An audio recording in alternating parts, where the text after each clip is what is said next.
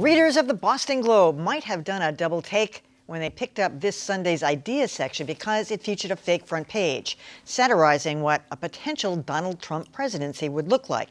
It was a big editorial gamble and may also be a sign of things to come. Adam Riley has more.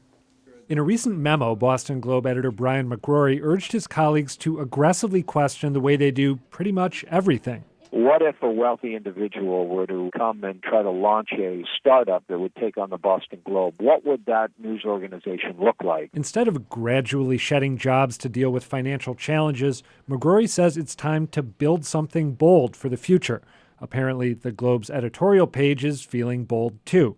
We saw this unusual front page in the Boston Globe. The Boston Globe publishing this mock cover in its Ideas section. Sunday's fake front page imagining a disastrous Donald Trump presidency made real news.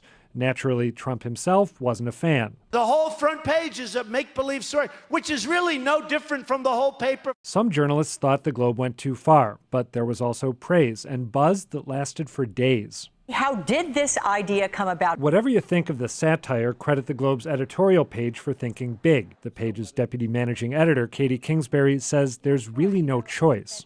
Across news organizations in this country are really thinking about how to reinvent engaging readers. This is us going down a similar path on the editorial page. We constantly have to be updating and stay in touch with who we are trying to reach and influence. Which suggests there may be more risk-taking still to come. So I've sort of done talking about whether it was a good idea. But I really think that they tried something, and maybe not because of Brian McGrory's memo, but they're all trying to think big.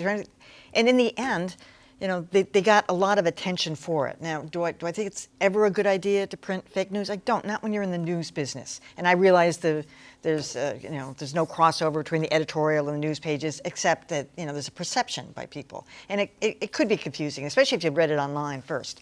But I think, regardless of what you thought about it, it probably had the desired effect.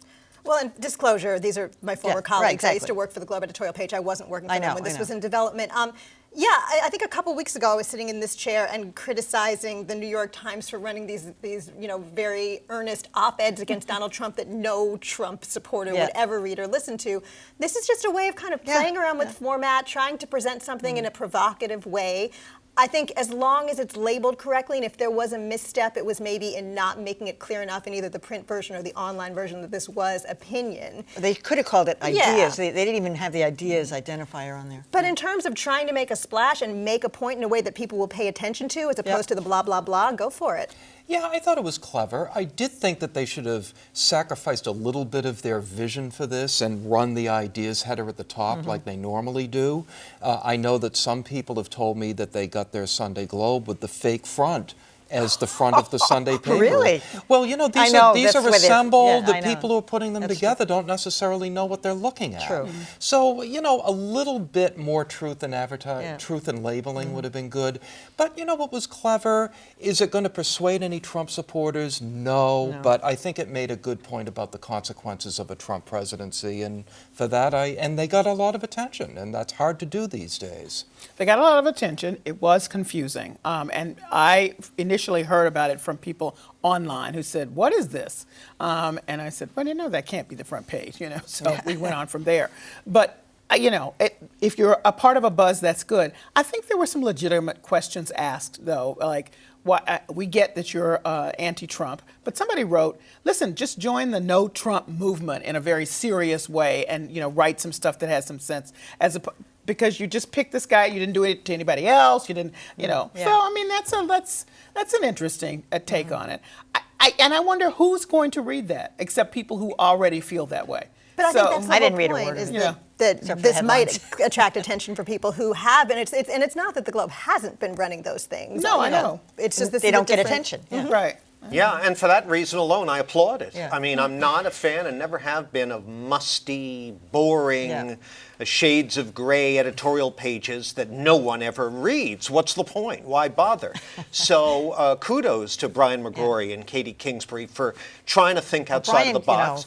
he definitely knew about it in advance, but I don't think he was like. He's on the No, well, he doesn't. Side. Well, whatever. Never It's had on anything his to do with that. watch. I assume he authorized it. So No, different, No, totally no. different. He and Ellen Clegg is the editorial page editor. She reports. But directly to well, the he's publisher. defending it now, right? If he had objected to it, I can't believe they would have run it.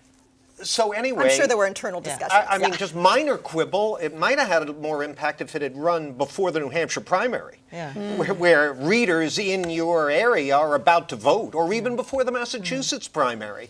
Maybe Still, not. There was but something April Foolish about it, and we know there's been a long history of bad outcomes here. You know, that Blue Hill volcano and Mayor Menino in the car crash with Opie and Anthony lost it. So there's something a little bit undignified about it. And, you know, did it have the desired effect? Yeah. dignity is passé, Okay. Emily. Dignity is overrated. Yeah.